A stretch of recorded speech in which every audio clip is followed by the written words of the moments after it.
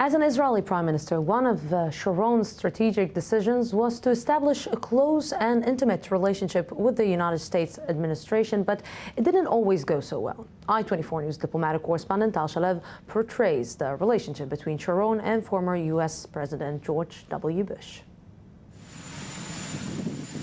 With a special relationship between Israel and the U.S., every Israeli prime minister has his own American significant other. Ariel Sharon had George Bush.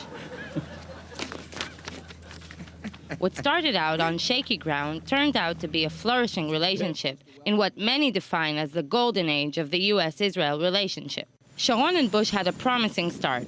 Their first meeting took place long before they met in the Oval Office, on a helicopter tour of Israel Bush took while he was governor of Texas. It's considered a formative moment in his positions on the region. Both of men took office in 2001, the year of two wars that in many ways designed the rest of their terms. While Bush declared a global war on terror following 9/11, Sharon, elected in the midst of the Second Intifada, vowed to bring peace and security to the Israeli public. The event offered a window of opportunity for Sharon, who was widely perceived in a negative light in Washington and other capitals, to emphasize Israel as a natural partner for the U.S. in the fight against world terror. Your leadership, under your leadership, the world will be able to face the terror and contain terror and stop terror.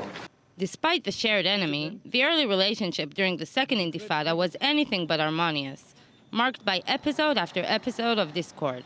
Succumbing to Saudi pressure, Bush directly supported a Palestinian state, going beyond all his predecessors. And Sharon was furious, blaming the U.S. of appeasing the Arabs. Terror is terror. Therefore, we demand from the free world to declare the Hamas, the Islamic Jihad, and the Hezbollah as terrorist organizations.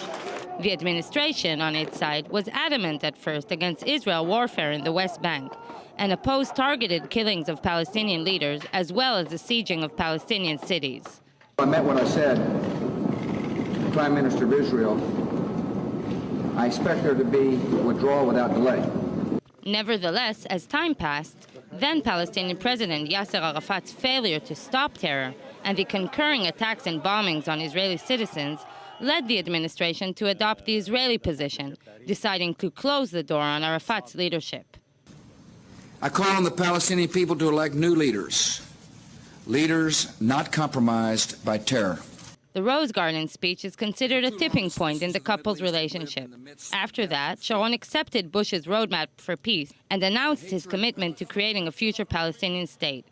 Later on, he persuaded Bush to back his disengagement plan, and the two leaders exchanged letters in which the U.S. for the first time acknowledged that Israel could keep large settlements on the West Bank.